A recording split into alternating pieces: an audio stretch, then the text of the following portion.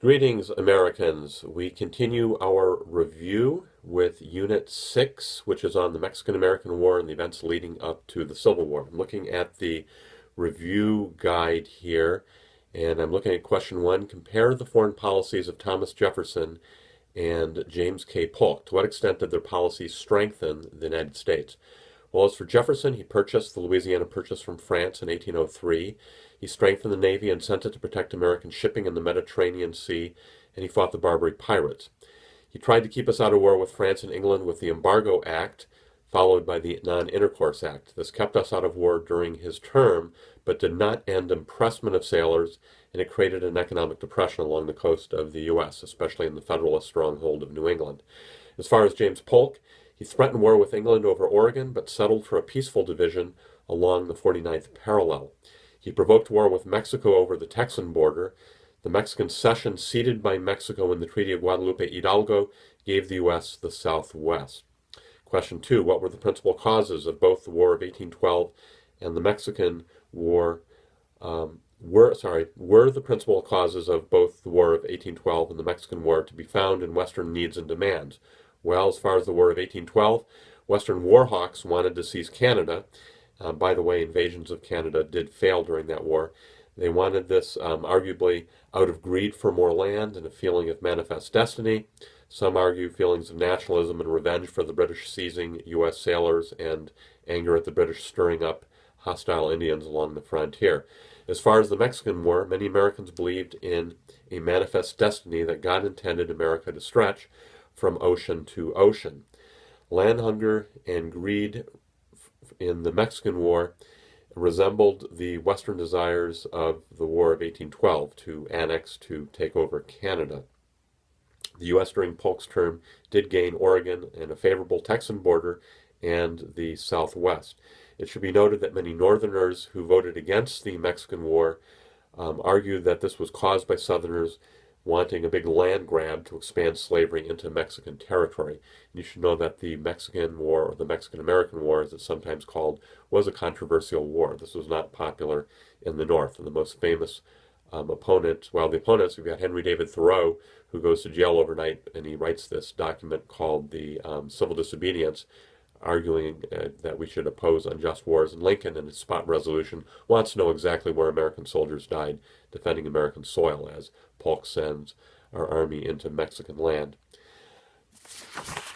Looking at question 3, the Constitution authorizes Congress to declare war, but America has often become involved in a war as a result of presidential action.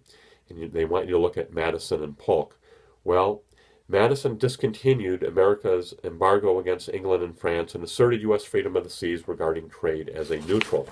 England continued seizing U.S. sailors, that's impressment, justifying such action by necessity, and 2, that many sailors were English-born and not American citizens, and 3, many American, quote-unquote, American sailors were British Navy deserters with false papers.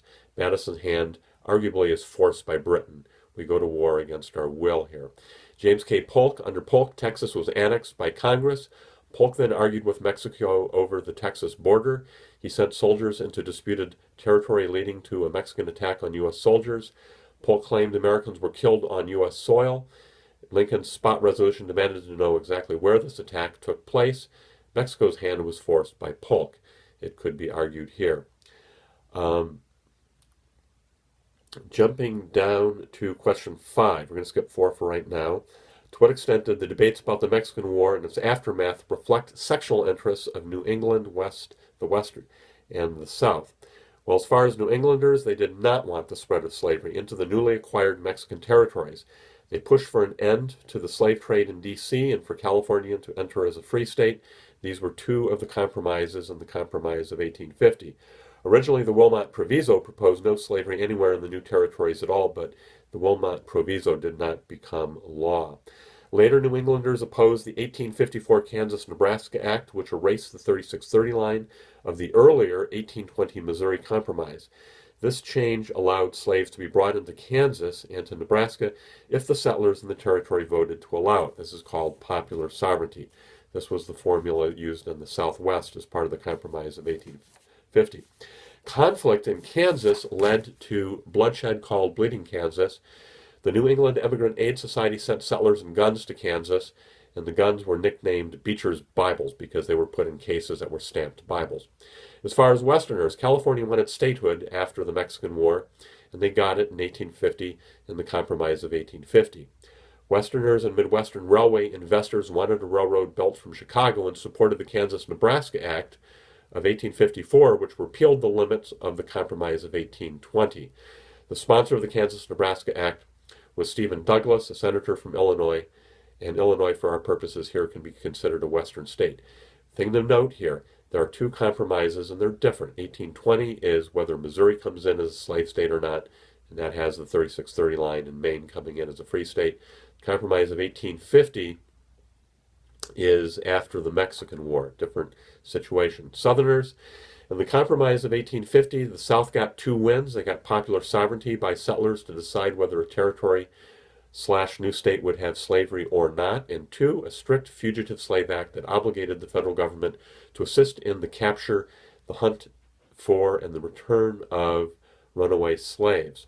Question 6 is an old DBQ, and it's kind of interesting how it's stated. It says, by the 1850s, the Constitution, originally framed as an instrument of national unity, had become a source of sectional discord and tension, and ultimately contributed to the failure of the union it had created. Guys, remember, if you all of a sudden you're startled here, when I first saw this question, I was kind of shocked a little bit myself. What do they want us writing about the Constitution for? What do they mean sectional discord and tension? Look at the date here, 1850. This is 10 years before the Civil War. You do know things about the Civil War. You do know problems leading to the Civil War. So if you get this question, take a breath. And what does the Constitution have to do with this discord? Remember, the problem here is not slavery, it's the spread of slavery into the West, into all this new land, which we get from France and which we get from Mexico. And the Constitution doesn't say anything about what to do with slavery in this circumstance. Thus, the great problem, the great discord. So, compromises that eventually fail. The Missouri Compromise ultimately fails here. And that's the Missouri as a slave state, Maine as a free state, 3630 as the dividing line. Compromise of 1850. 30 years later, California comes in as a free state, popular sovereignty in the New Mexico Territory. Remember, this would include, at the time, Colorado, Nevada, would include Arizona, New Mexico. This big territory in the Southwest has popular sovereignty. A Fugitive Slave Act. It's to be noted that the Fugitive Slave Act provokes a response in the North. And the North does a little bit of this states' rights. They're not going to cooperate with the Fugitive Slave Act. Northerners are going to be involved in the Underground Railroad, such as Harriet Tubman. There's going to be personal liberty laws where many northern states will refuse to aid and to abet the hunting down of these fugitive slaves. There's going to be the publication of abolitionist literature and novels like Harriet Beecher Stowe's Uncle Tom's Cabin. And then finally, 4 years after the Compromise of 1850, you have the Kansas-Nebraska Act, which repeals the Missouri Compromise dividing line of 3630, allows popular sovereignty to decide the fate of previously slave-free Nebraska and Kansas. This led to bloodshed between anti-slavery settlers and fraudulent Missourian border ruffians who came over to vote in into this state election here, whether or not Kansas should be free or not. A violence-ridden election created a pro-slavery constitution and government in Lecompton, and an anti-slavery government was set up in Topeka. So there are these two governments in Kansas claiming legitimacy, and kind of a miniature preview civil war will break out there called Bleeding Kansas. Slavers burned the free town of Lawrence. Abolitionist John Brown will murder a bunch of pro-slave settlers in the Potawatomi Massacre. In the Senate, Preston Brooks will beat Charles Sumner into a coma after Sumner gives an inflammatory speech called The Crime Against Kansas, in which he impugns the integrity and the morality of Southerners. He's going to liken slavery to prostitution. Reform movements. This is a period of, reform movements, we focused on that in the last unit. Reform movements, Western expansion, and states' rights forced the U.S. to face the issue of slavery, evaluate the relative importance of each as an influence of the cause of the Civil War. Well, as far as reform movements, the obvious one here again is abolitionism, which is advocating freedom for all Americans. Famous abolitionists, Frederick Douglass, William Lloyd Garrison, Theodore Dwight Weld, Harriet Tubman, John Brown, the Quakers, Angelina Sarah Grimke. There's a whole cast of these abolitionists you should be familiar with. Western expansion, you should be able to talk about the effects of the Missouri Compromise, the Compromise of 1850, the Kansas-Nebraska Act, which we just went over, some other flashpoints. The South, through the government of James Buchanan, is going to threaten Spain over Cuba. We try to buy Cuba, and the Austin Manifesto is basically kind of pushing on the Spanish to give us Cuba. Northerners are outraged once again that the South is ready to go to war to acquire new territory for slavery. The acquisition of the Mesilla Valley, we do buy from the Mexicans this little bottom strip of Arizona to build a railroad. It's called the Gadsden Purchase. And there's an argument over the citizenship of slaves who had lived in free soil, and this refers to the Dred Scott case decided in 1857. As far as states' rights, the South numerically had less people as the country grew, and they feared that the North would interfere with slavery. The North had imposed high tariffs on manufactured goods, which the agricultural South made little of. Flashpoint occurred in South Carolina between John C. Calhoun and Andrew Jackson over the Tariff of Abominations. Calhoun, in his tract Exposition and Protest, said states could nullify unconstitutional, according to them, federal laws. Jackson threatened to invade South Carolina and to hang Calhoun. South Carolina backs down. Later, after Lincoln's election, Southern states secede from the Union and create a voluntary compact of equal and independent states called the Confederacy. Question 8. To what extent was the election of Lincoln a mandate to abolish slavery? Okay, you guys are the A-team here. You guys know that Lincoln is not promising to abolish slavery in the South. He's promising to stop the spread of slavery in the West. So the first blank here is his party vowed to stop the spread of slavery into the West. Lincoln had 3 opponents who got 2/3 of the vote. Stephen Douglas, a Northern Democrat, supported popular sovereignty. John Breckinridge, a Southern Democrat, demanded no limits on slavery. And John Bell, Constitutional Union Party candidate, argues for patience, unity, and compromise as we sort of argue rather than fight out a solution to this issue of slavery in the West. Similarities between the Civil War and the War of Independence. The War of Independence was fought over taxation without representation. You could argue the South resented import taxes that they opposed, such as these Tariff of Abominations in South Carolina. There were violations of civil liberties leading to the Revolution, military courts, quartering of soldiers in private homes, writs of assistance. Any limitation on slavery by Southerners was seen as interference with private ownership of property guaranteed by the Fifth Amendment, which says the government can't take property without compensation. The British had interfered with settling in the Proclamation of 1763. Southerners said Northerners were interfering with Southern settlement in the new territories. British soldiers were parked on American soil. Union soldiers remained at Fort Sumter after secession.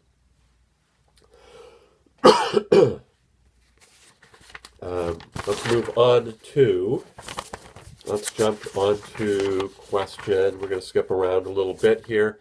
We're going to go to question 11. Analyze the social, political, and economic forces of the 1840s and early 1850s that led to the emergence of the Republican Party.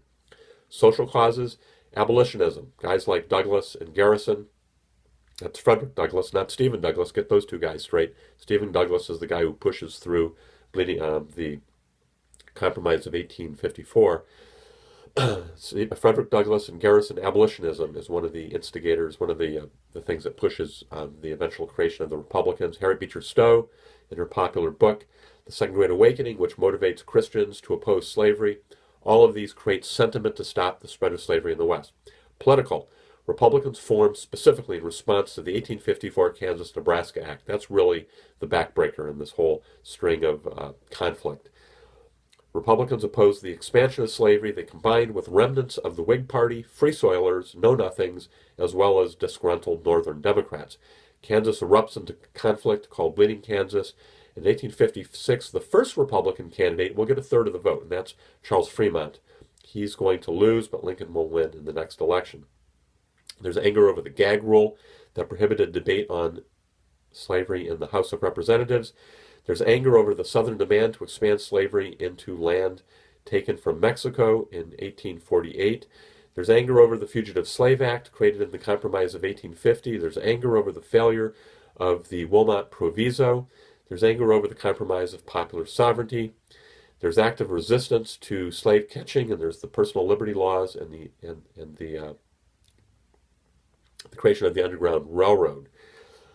The last blank here, Dred Scott decision is seen as sort of opening the doors to putting slavery anywhere in the country, as the Fifth Amendment is pulled out as a defense of Southern property, as in slavery.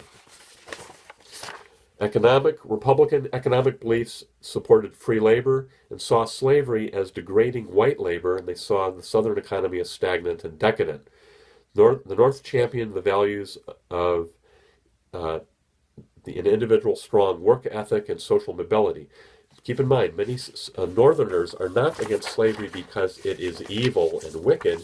They're against slavery because it's going to deprive the hard-working free white farmer of the ability to make a living as he tries to compete with slaveocracy.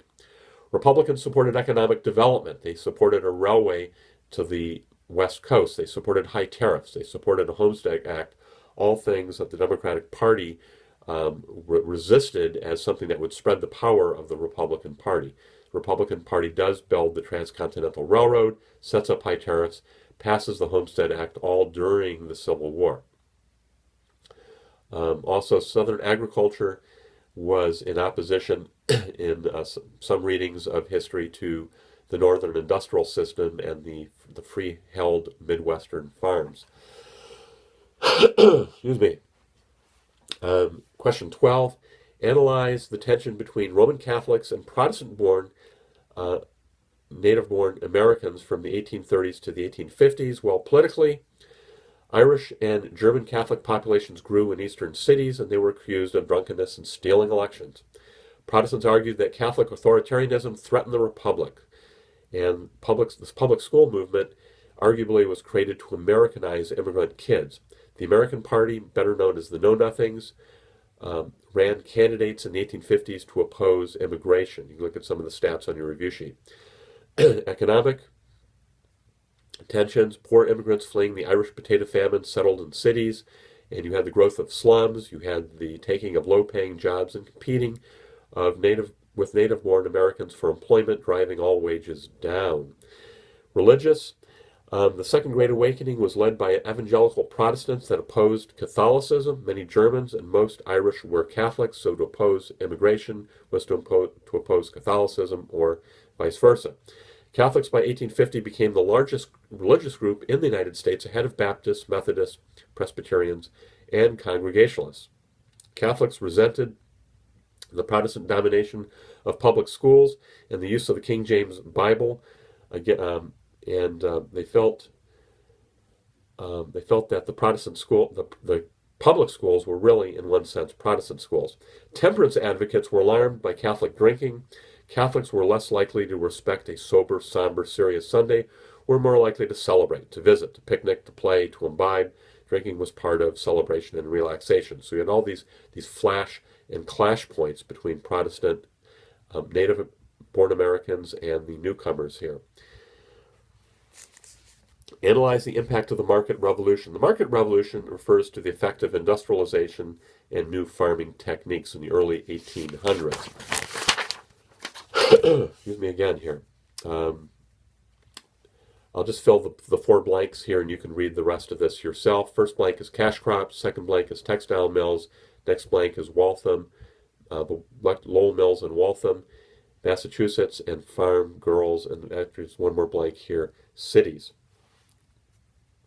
Question 14 is an interesting one. How did slaves react to slavery in creating sort of a safe haven, a distinct culture within the institution of slavery? Well, within slavery, there was a sense of community, especially in larger plantations where families aided each other and children were cared for by all.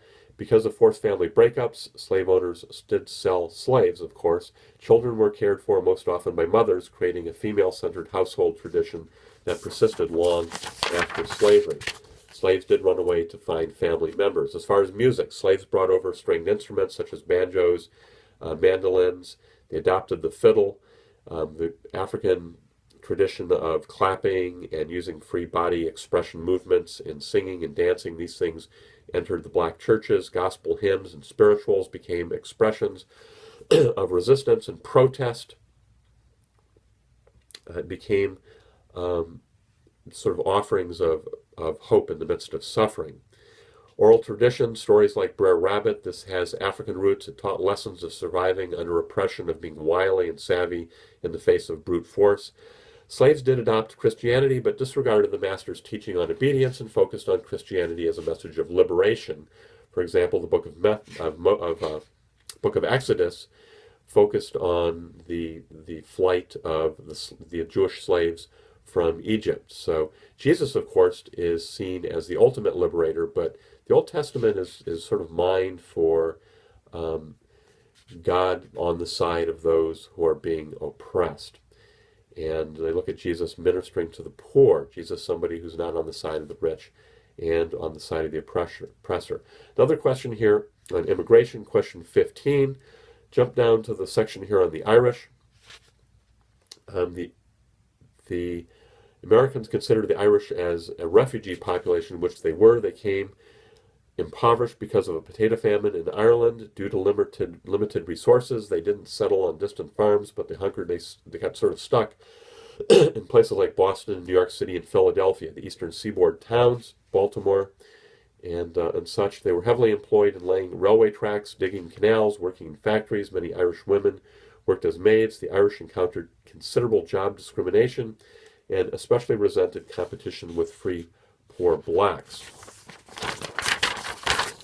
The Irish established Catholic churches and schools, which met hostility from the earlier English-descended Protestants.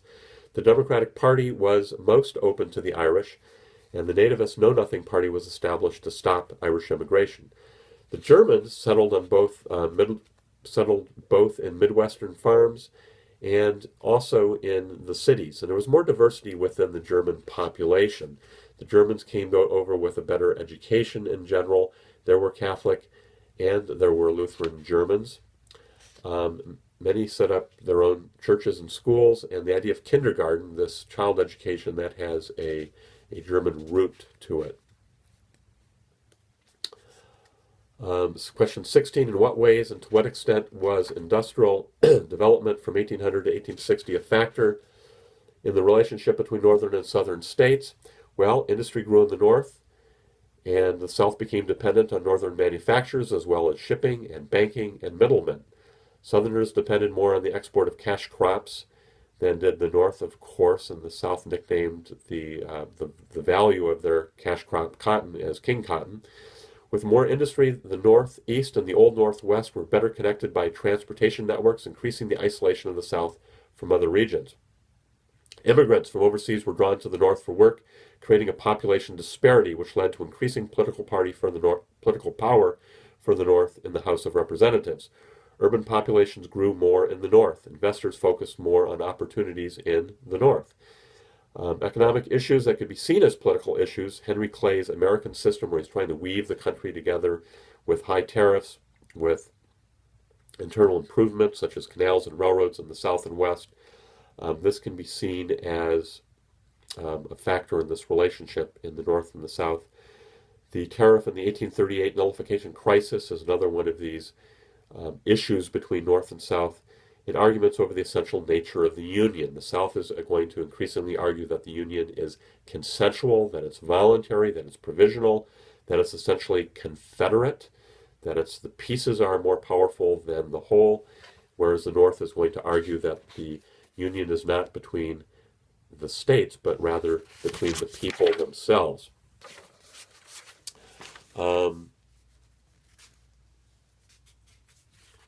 One last thing, and we're going to jump down to 18. To what way did the roles of women change in American society between 1790 and 1860? Well, domestically, before the rise of industry, women worked with men in the fields and in small shops. This changed with the cult of true womanhood, also called the cult of domesticity, the idea that women should be pure, domestic, pious, submissive caretakers of the home as a refuge from the male workplace. Economically, you have the Lowell girls working in Waltham, Massachusetts, and you have an increasing number of working class women in the textile mills. And you should note there's a status difference between middle class women and working class women. Acceptable professions for women would include teaching, later on working as clerks in stores and telephone operators, but that's a little bit ahead of ourselves. Many women did become accomplished writers, such as Harriet Beecher Stowe. Politically, women could not vote. There is this idea of Republican motherhood, that women are to raise little patriots. At Seneca Falls, the women will meet in 1844 to protest women's subservience and second-class status. You should know some of the women here: Elizabeth Cady Stanton, Lucretia Mott, Susan B. Anthony. Socially, women are active in reform movements. The Grimke sisters, Sojourner Truth, Harriet Tubman, and Harriet Tubman and Sojourner Truth are associated with abolition. Ann Lee with the Shakers, we talked about this earlier. This group, sort of a religious sect of celibacy and communal living. Dorothy Dix working for the mentally ill to put them in asylums rather than having them dumped in jails and prisons. And finally, the issue of women's rights. So that's all we're going to go over right now for Unit 6. Study hard. Hang in there. The test approaches. Signing off.